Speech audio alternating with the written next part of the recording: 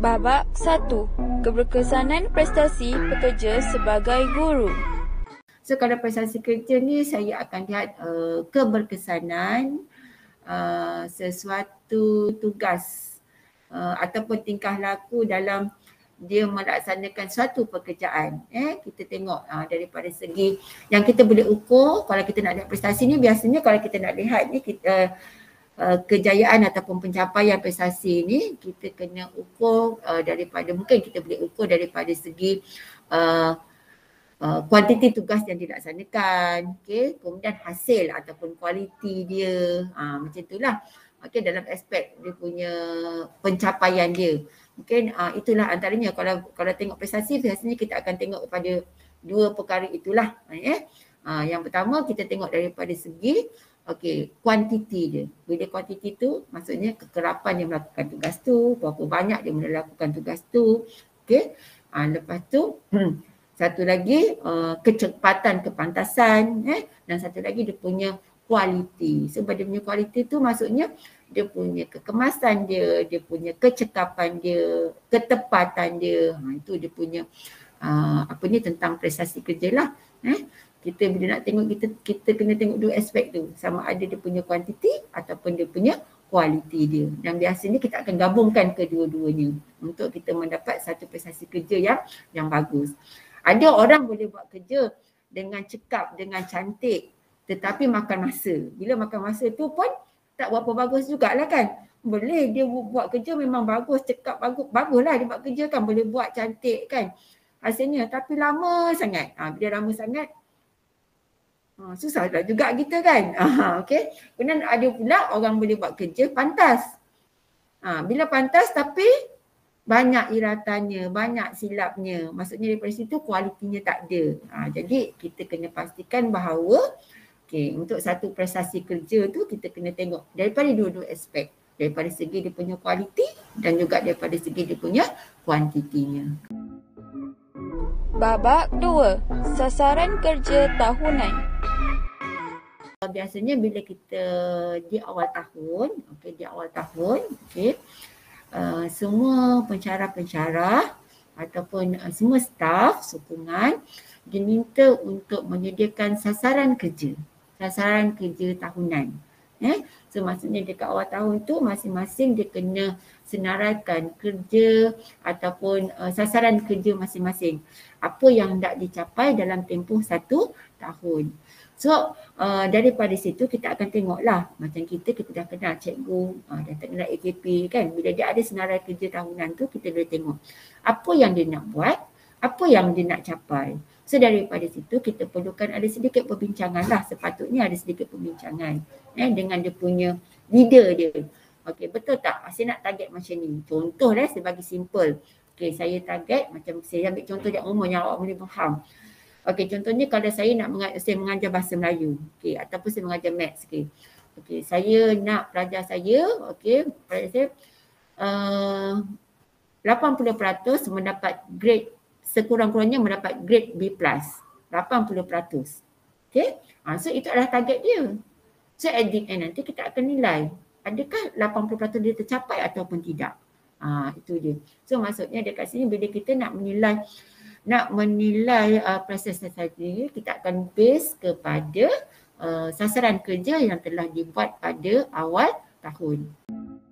Babak 3. Penilaian bersepadu pegawai perkhidmatan pendidikan. Kemudian dekat TV kat sini, cara nak menilainya, kita menggunakan penilaian bersepadu pegawai perkhidmatan pendidikan, PB 3P. PB 3P itu adalah sistem yang kita gunakan untuk menilai semua pensyarah. Okey. Dia kena buat sasaran kerja, lepas tu kita at the end kita akan nilai. Okey, berbalik tadi pada PB 3P. So dalam PB 3P dekat sini, ini adalah satu sistem yang dilaksanakan oleh Kementerian Pendidikan Malaysia untuk menilai semua pensyarah-pensyarah di bawah naungan TPM. Okey, so di awal tahun biasanya memang dimintalah untuk semua pensyarah-pensyarah tadi menyenaraikan sasaran tugas masing-masing. Okey, so dalam penilaian PBPP ni, tanggungjawab pentadbir di setiap sekolah, okey, dia kena melantik pegawai penilai kepada cikgu-cikgu ataupun pensyarah-pensyarah. Dan pegawai penilai ini ada 2 orang. Dia pegawai penilai pertama dengan pegawai penilai yang kedua. Dan pegawai penilai yang pertama ini adalah pegawai yang paling hampir dengan pensyarah tersebut. Yang paling hampir dengan pensyarah tersebut. Kenapa paling hampir? Sebab penilai pertama ni, okey, dia mesti adalah seorang yang tahu kerja buat sebenar pegawai tersebut. Kalau dia paling hampir tu maksudnya contoh macam ketua program dia ataupun ketua jabatan dia, okay, yang paling hampir dengan dia, yang mengetahui kerja buat dia, supaya kita tahu sama ada pegawai tadi ataupun cikgu tadi dia buat kerja dia ataupun tidak. Macam mana pencapaiannya, apa yang dia nak capai, supaya dia jelas dan dia tahu. So dekat sinilah kita nampak bahawa penilaian akan berlaku dengan lebih telus dan lebih menilai, bukannya penilaian sejarak jarak jauh.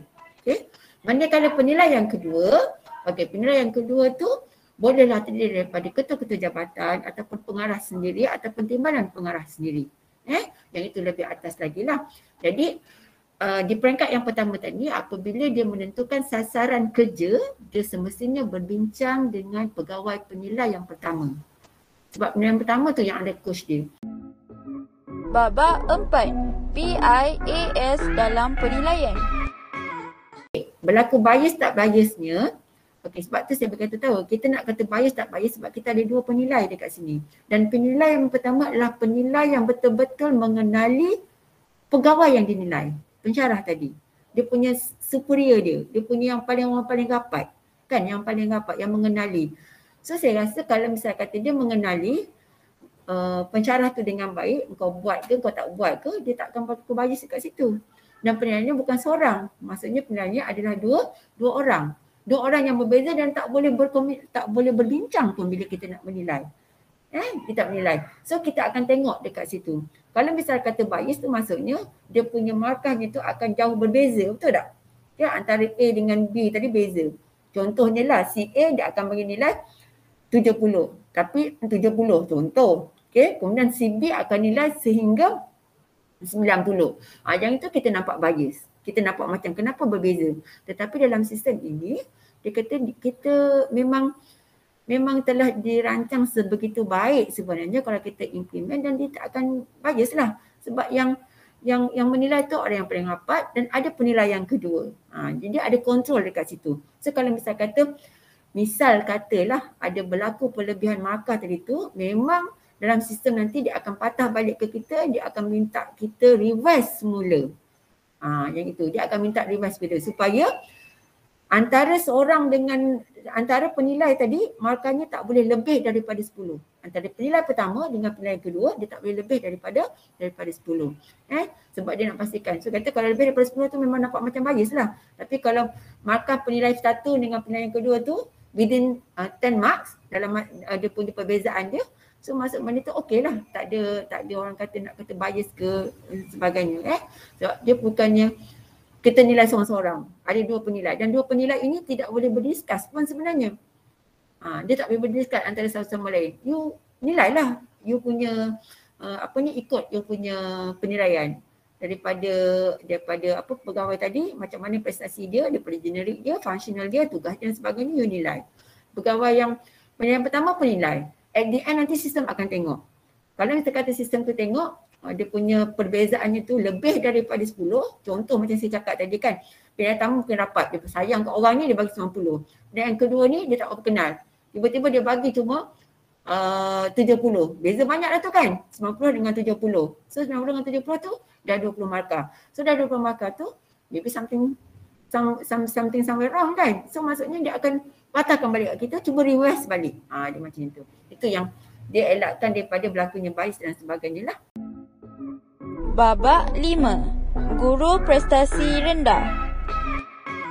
Dia cerita dia macam ni lah. Memang bila kita bekerja ni kita akan berdepan dengan pelbagai kerenah staff. Okay. Ada yang rajin, ada yang tak rajin, ada yang culas, ada yang macam-macam lah. Okay. Jadi kita kena sabar di pihak pengurusan lah, kena sabar untuk menepati cabaran-cabaran ini. Dan biasanya saya bukan keseorangan. Saya bukan seorangan. Saya punya asisten saya. Asisten saya saya panggil G4 dekat sini. Okay, saya ada timbalan pengarah akademik, saya ada timbalan pengarah sokongan akademik dan saya ada ketua jaminan kualiti. So kami berempat. So bila kami berempat biasanya kita akan berbincang, kita akan tengok prestasi staff-staff. Kalau kita nampak prestasinya memang agak awkward, memang alamak teruk sangatlah dia ni kan. So maksudnya perlu ada discussion, perlu ada teguran dan sebagainya. So kita akan buatlah teguran.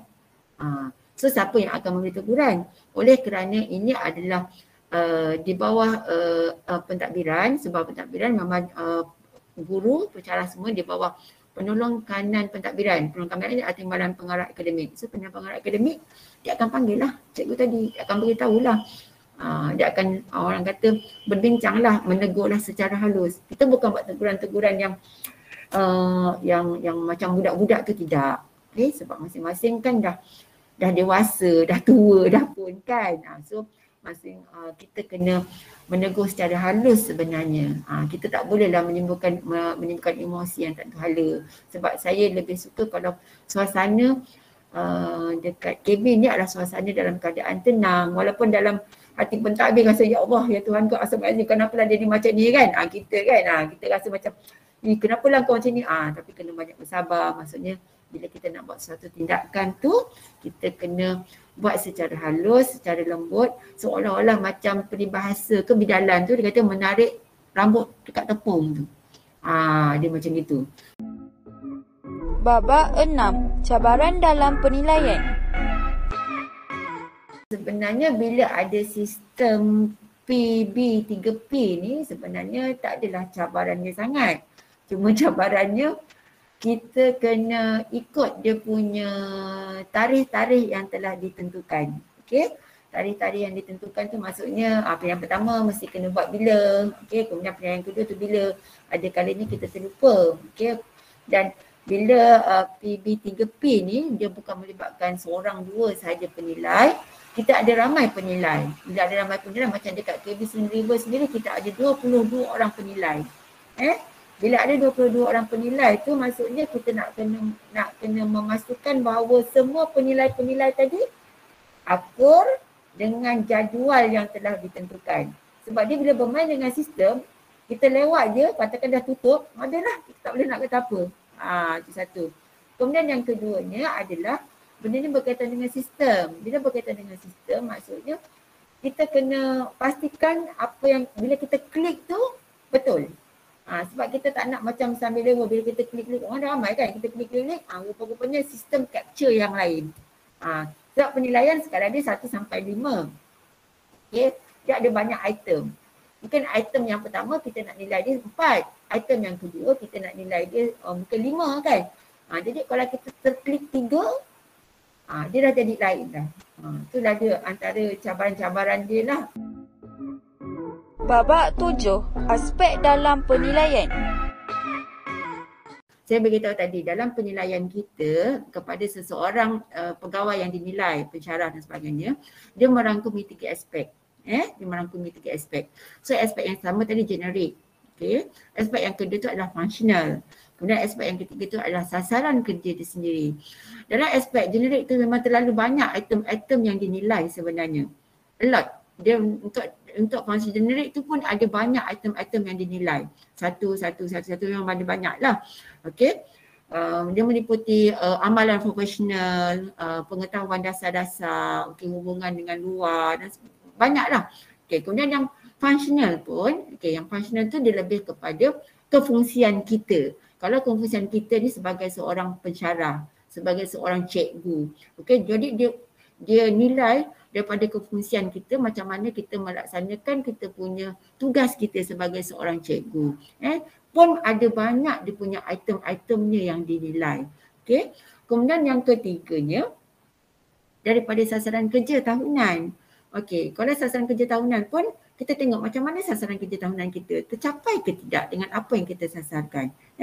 Sebab sasaran kerja tahunan ni satu perkara yang perlu orang kata target kita, dan target kita ni bukan kita buat sesuka hati, tetapi perlu berbincang dengan pegawai penilai. Sebab pegawai penilai tahu, sebab pegawai penilai tu adalah orang yang paling hampir dengan kita, dia tahu kemampuan kita. So masa itulah dia nak membantu kita untuk meningkatkan kita punya orang kata kerja kita. Babak 8. Penilaian prestasi guru. Sebenarnya benda ni kan dia bergantung juga kepada individu lah. Bergantung kepada individu. Kalau individu tu jenis yang dia tak kisah sebab niat dia mengajar, dia akan buat sebaik mungkin, dia tak kisah pun pasal markah. Tetapi ada juga individu yang mengambil benda ni satu yang serius. Dia kata saya mesti dapat markah tinggi, saya tak nak markah rendah. So biasanya kalau yang markah tinggi ini, dia dah rasa keyakinan dia tu memang orang kata dia bertambah lebih yakin lah. Dia lebih yakin dengan tugas-tugas dia. Mungkin telah mencapai tahap sebagaimana yang diinginkan lah. Itu kalau dia dapat markah tinggi. Tapi kalau dia mendapat markah rendah, kalau dia pun berkisah juga pasal markah, mungkin dia akan rasa alamak akan sedikit down lah pada mulanya kan. Tetapi sepatutnya apabila markah yang diperoleh itu tidak mencapai target yang diinginkan, sebaiknya dia kena sedar dirilah, saya masih ada kelemahan. Saya perlu atasi kelemahan saya. Saya mesti belajar sesuatu. Saya mesti berbuat sesuatu untuk saya mendapat markah yang lebih tinggi lagi. Sepatutnya itu. Sebab memang tak dinafikanlah ada individu-individu yang terlalu sangat sensitif dengan markah-markah ini. So kalau misalnya kata dia dapat markah rendah dan seharusnya lah dia tidak melata, tetapi sebaliknya dia gunakan peluang ini untuk dia memajukan diri dia lagi. Dia tahu kan markah dia rendah, dia mesti something wrong somewhere yang dia tak tahu. So dia kena muhasabah diri dan dia perbaikilah di mana kelemahan. Dan dia boleh gunakan peluang untuk berbincang dengan penilai dia. The next year tu, kan awal tahun dia tahu menilai dia kan, dia kena berbincanglah dengan penilai dia. Dia kena maklumkanlah, last year markah saya macam ni. Mungkin ada kelemahan-kelemahan, apa kelemahan saya, mungkin boleh tak dibantu. Dia macam tu, dia mengambil peluang untuk dia memajukan diri dia. Tapi saya percaya, mungkin tak ada kot orang nak buat macam itu. Cuma dia akan rasa, alamak kenapa aku rendah? Tak aci, tak adil. Dia akan compare. Itu adalah individu-individu yang tak terbuka bagi saya. Tapi kalau individu itu terbuka, always think positive. So dia akan tengok, maka aku rendah. Mesti ada lagi kelemahan yang perlu saya buat. Apa kelemahan yang ada pada saya? Saya perlu tambah baik lagi. Dia akan mengambil peluang ini untuk dia memajukan diri dia. Dia sebaliknya kalau orang tu berfikiran negatif, memang dia akan condemn lah. Dia akan marah lah. Tak adil lah. Kan? Tak gunalah dia menilai saya buat kerja macam ini tapi dapat markah macam ni. Banding orang tu macam ni. Tapi sebab dia tidak memahami konsep penilaian itu. Dan dia saya nampak dia macam lebih bersikap negatif.